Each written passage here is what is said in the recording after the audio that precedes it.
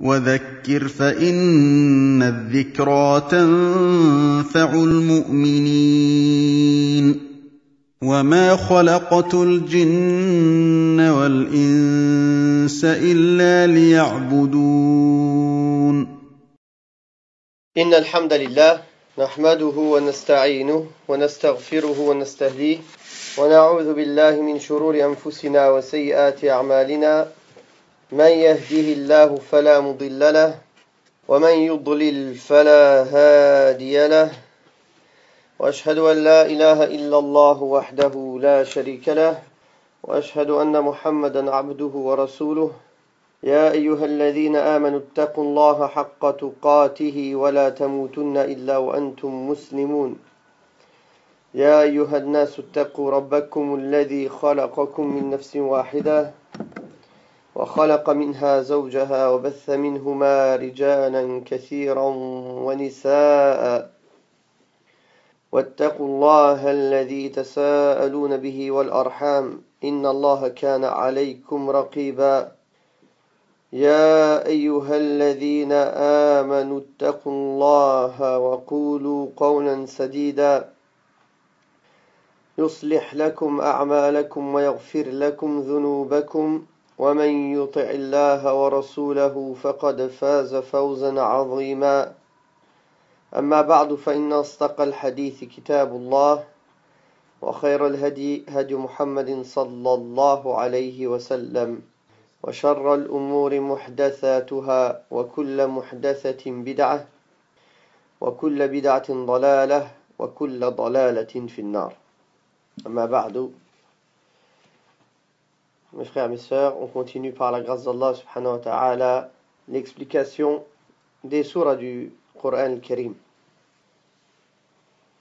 Nous allons voir tout d'abord surat al-Zalzala ou al-Zalzala. Cette surah, dans l'ordre d'organisation du Coran, c'est la 99e. Elle est de 8 versets. Et cette surah, elle est post-hégirienne, c'est-à-dire après l'hégire, madaniyya. Et dans l'ordre de révélation, c'est la 93e surah qui a été révélée. Al-Zalzala, ça veut dire la secousse ou le tremblement. Il a été rapporté dans un hadith acceptable qu'Abdullah ibn Amr ibn al-As a dit, quand le verset Idha zulzilatil ardu zilzalaha, où la surah a été révélée plutôt, Abu Bakr Siddiq radiyallahu anhu était assis, en train de pleurer. Il était assis, il a commencé à pleurer, radiyallahu anhu. Alors le messager d'Allah sallallahu alayhi wa sallam lui a demandé, qu'est-ce qui te fait pleurer, ya Abu Bakr? Il a dit, c'est cette surah qui me fait pleurer, ô messager d'Allah. Alors le messager d'Allah sallallahu alayhi wa sallam de lui dire, si vous ne faisiez pas d'erreur et que vous ne faisiez pas de péché, Allah créerait des gens ou une communauté qui font des erreurs et qui font des péchés et Allah leur pardonnerait. Il est clair que quand les cœurs vivants entendent les paroles d'Allah subhanahu wa ta'ala, que la crainte envahit leur cœur. Et c'est ce qui est arrivé à Abu Bakr Siddiq radiyallahu anhu. Et c'est pour ça que le prophète sallallahu alayhi wa sallam lui a donné des paroles d'espoir pour équilibrer entre la crainte et l'espérance. Car ça, c'est ce qui est demandé du croyant, c'est d'avoir un équilibre entre la crainte et l'espérance. Et non pas de pencher beaucoup plus vers la crainte jusqu'au point de désespérer, ou bien d'avoir trop d'espérance jusqu'au point de ne pas craindre de faire les péchés. Mais il faut un juste milieu, bien qu'il y a des moments où la crainte doit être un peu supérieure à l'espérance, en général. Surtout quand on est jeune, quand on est entouré du haram, il faudrait que la crainte elle soit un peu devancée par rapport à l'espérance. Et il y a d'autres moments où l'espérance doit devancer la crainte. C'est quand on est malade, quand on est faible. Après avoir fait le péché, il faut que l'espérance soit plus grande pour qu'on puisse se repentir et revenir. Avant d'avoir fait le péché, il faut que la crainte soit supérieure. Mais après avoir fait le péché, il faut que l'espérance soit plus grande pour que ça nous encourage à se repentir et à revenir vers Allah subhanahu wa ta'ala.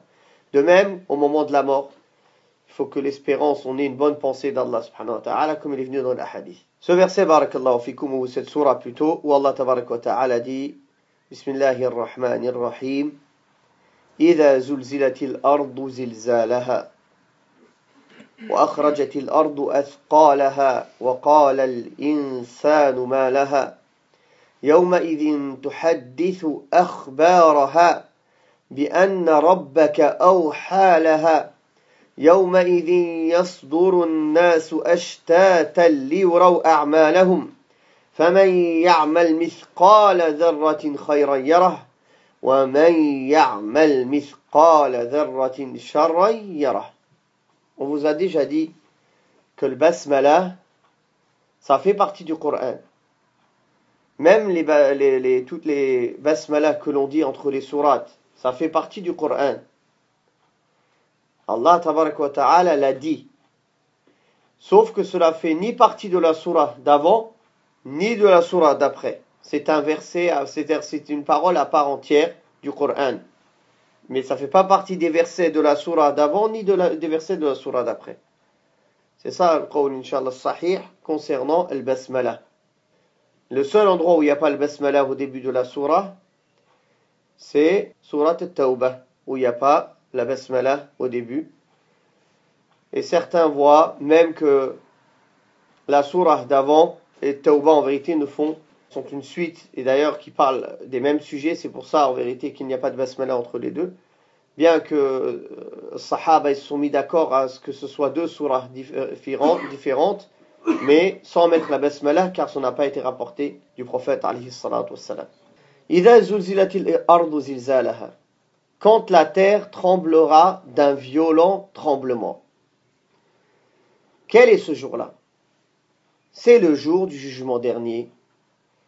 Quel est ce jour-là? C'est le jour où Allah Ta'ala parle aussi dans d'autres surahs ou dans d'autres versets plutôt. Comme on a dit, le fracas, le qari'ah, on l'a vu. Le jour aussi où Allah Ta'ala dit, oh vous les gens, craignez votre Seigneur, car la secousse de l'heure est une affaire très grande, est une chose énorme. Le jour où vous allez la voir, toute femme qui a allaité, toute nourrice, délaissera ce qu'elle a allaité. Elle ne s'en souciera guère. Et toute matrice, toute personne qui a quelque chose dans sa matrice, il va le laisser. Elle va le poser. Et tu vois les gens ivres, mais ils ne sont pas ivres. C'est plutôt le châtiment d'Allah qui est dur. Tellement ce jour-là, la secousse est forte et le châtiment est dur que les gens sont saouls. On a parlé de ça déjà dans Surat al-Qari'ah. Comment les gens sortent comme des sauterelles ou comme des papillons éparpillés, comme des gens saouls qui n'ont pas une trajectoire rectiligne, qui vont dans tous les sens. Voilà le jour dont Allah tabarak wa ta'ala parle ici. Idha zulzilatil ardu zilzalaha. Quand la terre tremblera d'un violent tremblement. Et que la terre fera sortir. L'afqal, c'est fardeau, ce qu'elle porte. Qu'est-ce qu'elle porte, la terre? Les morts qui sont dans la terre, qui, quand le deuxième souffle dans la trompe sera fait, quand Israfil soufflera une deuxième fois, ils vont tous se lever des tombes. Donc ils vont sortir des tombes. Et c'est ça que la terre va sortir. Elle va sortir tous les morts qui vont être ressuscités ce jour-là pour être jugés, pour être présentés au Seigneur et Maître des mondes, subhanahu wa ta'ala. Wa qala al-insanu ma laha. Ce jour-là, l'être humain, le genre humain, tellement il va être étonné de cette affaire, tellement l'affaire va être grave et dure, il va dire ma laha. Qu'a-t-elle? Qu'est-ce qui lui arrive à la terre, à sortir, à se secouer, à ce que les montagnes soient devenues poussière, qu'ils soient comme de la laine cardée, comme du coton éparpillé, et que la terre elle est secouée et qu'elle sort ce qu'elle a en elle? Qu'est-ce qu'elle a? Que se passe-t-il? Tellement il est étonné de la grandeur de ce jour-là. وَقَالَ الْإِنسَانُ مَا لَهَا يَوْمَئِذٍ تُحَدِّثُ أَخْبَارَهَا. ce jour-là, qu'est-ce qu'elle va faire? Elle comptera son histoire. Akhbaraha. C'est quoi? Ma akhbaruha. Qu'est-ce qu'elle a à compter ce jour-là, barakallahu fikum? Tout ce qui s'est passé sur elle. Tout ce qui s'est passé comme vrai, comme faux, comme bien, comme mal, comme situation, elle va le compter. Allah tabaraka wa ta'ala, il peut faire parler qui il veut. Il a déjà fait parler auparavant d'autres créatures. Et comme il va faire parler encore d'autres créatures qui ne parlent pas. Quand ici, Allah Ta'ala dit يَوْمَئِذٍ تُحَدِّثُ أَخْبَارَهَا بِأَنَّ رَبَّكَ أَوْحَالَهَا, selon ce que ton Seigneur lui aura ordonné. Donc par l'ordre d'Allah, quand Allah décide subhanahu wa ta'ala quelque chose, cette chose elle est. Comme Allah tabaraka wa ta'ala, quand il a dit, il a créé les cieux et la terre, et il a dit au ciel et à la terre, venez bon gré ou mal gré. Et ils ont parlé. Ils ont dit, on est venu bon gré, obéissant. Donc Allah Ta'ala, il fait parler qui il veut. Quand il a créé le qalam, la plume, et il lui a dit, écris, et la plume a parlé. Qu'est-ce que j'écris au Seigneur? Donc Allah, il peut faire parler le ciel, la terre, il peut faire parler la plume, il fera parler la terre le jour du jugement dernier, il va faire parler nos mains, nos bras, nos jambes, toutes choses qu'Allah tabaraka wa ta'ala décide de faire parler, il le fait parler. Hada bi amrillahi subhanahu wa ta'ala. Pourquoi elle va yawmaidin tuhaddithu akhbaraha? Ce jour-là, elle comptera son histoire. Est-ce qu'Allah il n'est pas au courant de ce qu'on fait? Est-ce qu'Allah tabaraka wa ta'ala n'est pas témoin des actes que l'on fait? Allah est témoin. Il n'a pas besoin que la terre elle lui raconte ou que quelqu'un lui raconte ce qui s'est passé. Il est connaisseur de toutes choses. Il englobe toutes choses de sa science, subhanahu wa ta'ala. Il n'y a aucun souci. C'est pour établir la justice. Si le criminel il est tellement criminel, tellement il polémique dans le faux, qu'il serait capable de dire, Ya Allah, j'accepte pas ton témoignage, c'est toi qui me juges. Comment j'accepte ton témoignage? Imagine, c'est-à-dire criminel. Est-ce qu'il y a quelqu'un de plus juste qu'Allah? Allah Ta'ala lui ramène des témoins. La terre, tiens, la terre où tu as fait l'acte, elle parle. Ta main, c'est avec ta main que tu as touché cette chose. Regarde ta main, qu'est-ce qu'elle raconte. Ton bras, ta jambe, c'est avec tes pieds là, tu as marché vers cet endroit-là. Regarde ce qu'elle dit. Toute chose. D'ailleurs, le prophète sallallahu alayhi wa sallam a dit que le mu'adhin, celui qui appelle à la prière, s'il élève la voix pour que toute chose qu'il l'entend, que ce soit une chose vivante ou jamad, ou quelque chose inerte, elle témoignera pour lui le jour du jugement dernier. Allah il va les faire parler, ils vont témoigner. Ça c'est pour que la justice soit établie. Que personne ne puisse nier la réalité. Et le mécréant et le pervers, ils vont parler à leurs membres. Pourquoi vous témoignez contre nous? Pourquoi tu témoignes contre moi-même? Ils diront, c'est Allah qui nous a fait parler, celui qui a fait parler toutes choses, subhanahu wa ta'ala. Celui qui fait parler ce qu'il veut. Nous, en tant que croyants, on accepte ce qu'Allah tabaraka wa ta'ala nous révèle. On n'est pas comme l'aqlaniyin, les gens qui jugent le Coran sous leur raison. Ils vont dire comment un être inerte il va témoigner. Ce bout de bois là il va parler. Et alors ton bout de langue là, c'est un bout de chair. Comment Allah Ta'ala il l'a fait parler?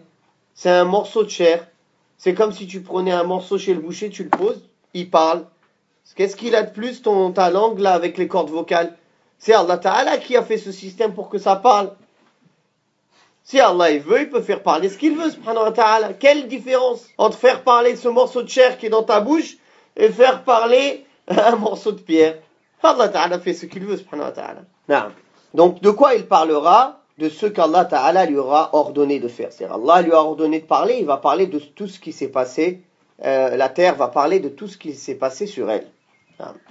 بأن ربك أوحى لها يومئذ يصدر الناس أشتاتا ليروا أعمالهم. Ce jour-là, les gens sortiront éparpillés, séparément, pour que leur soient montrées leurs œuvres. Comment ça éparpillés et séparément? On a déjà dit ça dans Surat Al-Qari'ah. Ils vont sortir, comment ils sortent les papillons, comment les sauterelles elles sortent, éparpillées dans tous les sens, n'est-ce pas? Ahzaban aussi, en groupe. Ils vont sortir zumara, des groupes et des groupes. Le prophète sallallahu alayhi wa sallam nous a informé que comme ici, on voit qu'entre des groupes de gens, des gens dans la société, il y a des différences, alors les différences dans l'au-delà sont encore plus grandes. Comme Allah Ta'ala dit dans le Coran, regarde comme on a préféré certains sur d'autres dans ce monde. Mais l'au-delà, c'est encore des plus grands degrés et plus encore de différences que ce bas monde. Fahakada, ils vont sortir en groupe. Les groupes des muttaqin, les groupes des fasiqin, les groupes des kuffars, les groupes des adorateurs des tombes, les groupes des adorateurs des statues, les groupes des je ne sais quoi, en groupe. Inch'Allah, qu'on soit dans le groupe des gens pieux et dans le groupe du prophète Muhammad sallallahu alayhi wa sallam, de ses suiveurs. يوم يصدر الناس أشتاتا ليروا أعمالهم. Pour qu'on leur montre quoi? Leurs œuvres. Leurs œuvres, bonnes ou mauvaises, petites ou grandes. C'est pour ça que Allah tabaraka wa ta'ala parle du criminel le jour du jugement dernier. Il va parler du livre où ses œuvres sont notées. Il va dire qu'est-ce qu'il a ce livre? Il n'a pas délaissé une petite ni une grande chose sans qu'il l'ait dénombré, décompté, écrit. Ils vont trouver tout ce qu'ils ont fait comme acte présenté devant eux, présent, et ton Seigneur n'opprime personne, subhanahu wa ta'ala. Quand le criminel dira, qu'est-ce qu'il a ce livre? Il n'a pas délaissé ni une petite ni une grande chose. Abdullah ibn Abbas, il a dit, ni un petit sourire, ni un grand. Pour montrer que même ça, c'est dénombré. Ni un petit sourire, ni un grand. Est-ce qu'il y a quelque chose qui va passer, Akhi? Si le petit sourire et le grand sourire, il est noté, qu'est-ce qui va passer, barakallahu fik? Non, on va leur montrer leurs œuvres, pour que leurs œuvres soient témoins pour ou contre eux. Tout sera présenté, sauf ce que Allah tabaraka wa ta'ala a voulu cacher ou pardonner déjà dans ce monde. On sait très bien que les bonnes actions effacent les mauvaises. Et Allah tabaraka wa ta'ala a dit ça. Innal hasanati yudhibna as-sayyi'at. Les bonnes actions effacent les mauvaises. Donc, sauf ce qu'Allah ta'ala nous aura effacé dans ce monde, par le pardon, par l'istighfar, par les du'a, par les bonnes actions, par sa grâce, par ce qu'il veut, subhanahu wa ta'ala, par les prières obligatoires. Al-Muhim, cela, alhamdulillah, ce qu'Allah aura pardonné, ce ne sera pas visible, inshallah. C'est comme si on l'a pas fait. Car le prophète sallallahu alayhi wa sallam dit dans le hadith sahih, ou le hadith hasan, plutôt acceptable, rapporté par Ibn Majah, celui qui se repent d'un péché, c'est comme si il ne l'avait pas commis. C'est comme celui qui n'a pas de péché. Et ce jour-là, où il va y avoir deux groupes, le groupe des gagnants, le groupe des perdants, le croyant, quand il va voir qu'il est perdu, quand il va voir ses œuvres, quand il va se rappeler ses péchés, ses manquements vis-à-vis de son Seigneur, et Allah tabaraka wa ta'ala va l'approcher et il va lui faire reconnaître, reconnais-tu tel péché? Il va dire oui ya Allah. Reconnais-tu tel péché? Oui ya Allah. Jusqu'à qu'il croit que ça y est, il est perdu. Il voit tous les péchés qu'il a faits. Il se croit perdu. Il se croit voué à la perte. Et là, Allah tabaraka wa ta'ala lui dit, comme je te les ai cachés en ce monde, je te les cache aujourd'hui, et il lui pardonne, et il lui fait miséricorde, subhanahu wa ta'ala. Et il entre au paradis par sa grâce et sa miséricorde. Allahumma ja'alna min ha'ula. Na'am. Et t'as l'autre, le criminel, qui va yujadil bil batil, même devant Allah yujadil bil batil. Il n'a pas honte. Déjà il est en tort, en plus arrivé devant al-wahid ad-dayyan, encore yujadil bil batil. Encore il ne reconnaît pas. Non. Certains vont dire ma kunna mushrikin. Wallah on n'était pas mushrikin. Les mushrikin c'est mushrikin. Wallah on n'était pas. Non, c'est pas vrai. Jusqu'à que subhanallah leurs membres ils vont témoigner, les choses ils vont témoigner contre eux. Naam. يوم يصدر الناس أشتاتا ليروا أعمالهم فمن يعمل مثقال ذرة خيرا يره ومن يعمل مثقال ذرة شرا يره. Ici, quand Allah tabaraka wa ta'ala dit فمن يعمل مثقال ذرة خيرا يره, ici le man les shartiyya تفيد العموم. Ça veut dire tout le monde. Tous ceux qui vont faire cela, ils sont concernés. Tous ceux qui font le poids d'un atome, c'est pas l'atome aujourd'hui, l'atome que nous on connaît chimiquement. Ceux qui connaissaient pour eux les Arabes, al-dharra pour eux c'est ce qu'il y avait de plus petit. C'est ce qu'il y avait de plus petit. C'est pas notre compréhension d'aujourd'hui, ad-dharra. D'accord? Quoi qu'il en soit, ce qu'il y a de plus petit, un atome. Aujourd'hui, on sait que c'est un atome, ce qu'il y a de plus petit. لكن الذرة يضرب مثلا أو يقال لأصغر شيء. الذرة, on le dit à la plus petite chose qui existe. Si demain on trouve encore d'autres choses qui sont plus petites, bah c'est ça الذرة. Non. Donc, فمن يعمل مثقال ذرة خيرا يره ومن يعمل مثقال ذرة شرا يره. Celui, c'est-à-dire bisababi, à cause de ce qu'ils ont fait, alors, tout de suite, celui qui a fait un atome de mal, il le verra. Celui qui voit un atome de bien, il le verra. Ces versets, barakallahu fikum, cela prouve que les actes vont être pesés. Parce que ici, Allah tabaraka wa ta'ala dit فَمَنْ يَعْمَلْ مِثْقَالَ ذَرَّةٍ. Celui qui fait le poids d'un atome, d'acte, c'est-à-dire un acte qui pèse, muqaddar. C'est estimé qu'il parle d'un acte ici. Un acte qui pèse le poids d'un atome. Donc c'est pour ça que les ulama ont divergé. Qu'est-ce qui sera pesé le jour du jugement dernier? Certains se sont basés sur ce verset pour dire que ce qui sera pesé, ce sont quoi? Ce sont les actes. Les actes qui sont faits par les gens.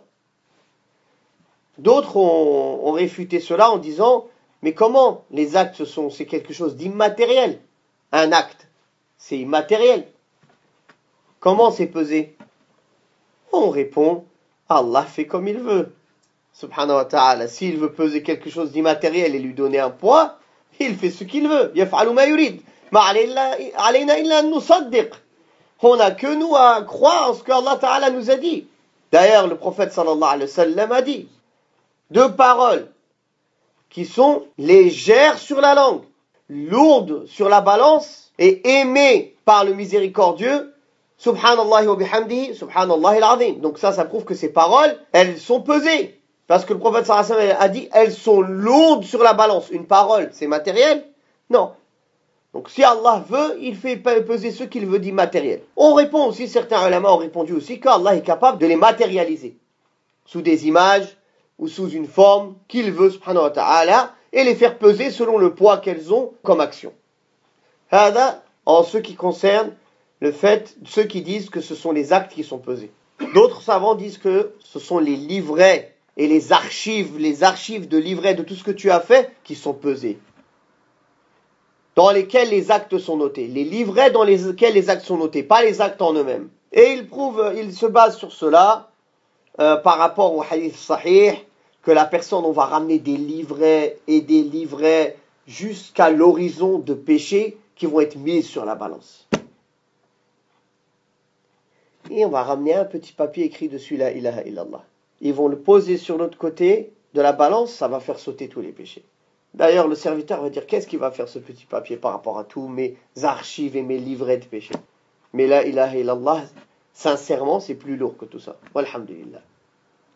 Donc ça, c'est la preuve que les feuillets et les livrets et les archives, les livres dans lesquels sont notées les actions, ça va être pesé. La troisième parole des savants, c'est que c'est les personnes elles-mêmes qui sont pesées. L'homme en lui-même, la femme, elle est pesée. Quelle est la preuve de cela? Le hadith où Abdullah ibn Mas'ud, une fois, est monté sur un arbre pour couper des branches du bois de l'arak. Le bois de l'arak, c'est ce avec quoi on fait le siwak. On se brosse les dents. Et le vent est venu soulever un peu son izar, son pagne. Les compagnons ont vu ses jambes qui étaient comme des bâtons.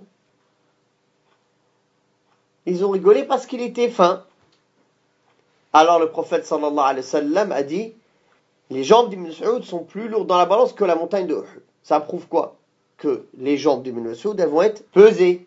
N'est-ce pas? Donc la personne, elle va être pesée. Est-ce que quand on dit la personne va être pesée, c'est le poids qu'elle a? Ça veut dire si la personne est pesée, aujourd'hui la personne musclée qui est lourde, il va peser lourd. Et la personne qui est fine, elle va peser légère. Non, pas du tout. C'est la valeur des actions qui va peser lourd ou non. Non pas son poids physique.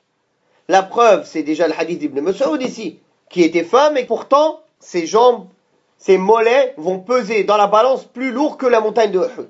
Et aussi l'autre hadith, où le prophète sallallahu alayhi wa sallam dit, on va ramener la personne qui est bien pleine, qui est bien en chair, costaud, le jour du jugement dernier, et il ne pèsera pas le poids d'une aile de moustique, parce qu'il n'a pas fait de bonnes actions, ou peu. Donc ce qui prouve que ce n'est pas le corps matériel, la chair, les os qui vont peser lourd dans la balance, mais les bonnes actions que la personne a faites. Donc sahih, incha'Allah, comme il n'y a pas de ta'arud, il n'y a pas de contradiction entre ces trois, et il y a une preuve dans les trois, comme quoi les actes sont pesés en eux-mêmes, comme quoi les livrets dans lesquels les actes sont pesés, comme quoi la personne qui fait l'acte est pesée. Donc, incha'Allah, Allah Ta'ala fait ce qu'il veut. Certains, ce sera leurs actes qui seront pesés, d'autres, ce sera leurs livrets, d'autres, ce sera eux-mêmes qui seront pesés. Quoi qu'il en soit, ce sera pesé avec justice, bi'idnillah subhanahu wa ta'ala. Ça donne le même résultat, que ce soit ses actes en eux-mêmes, ou les livrets des actes, ou lui-même. Le résultat final, ce qui va peser lourd, c'est la valeur des actes.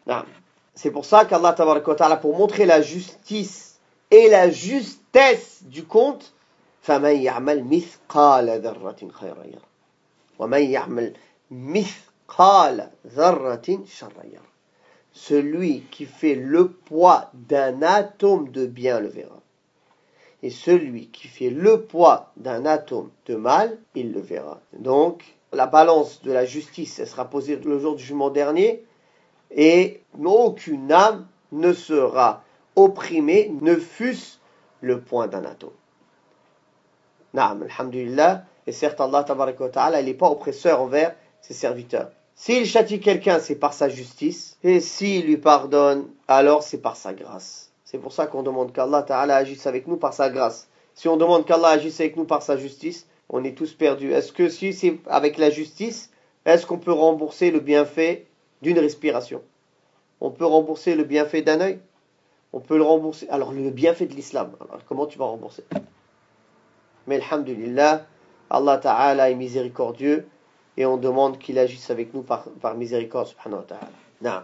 وَقُلْ رَبِّ زِدْنِي عِلْمًا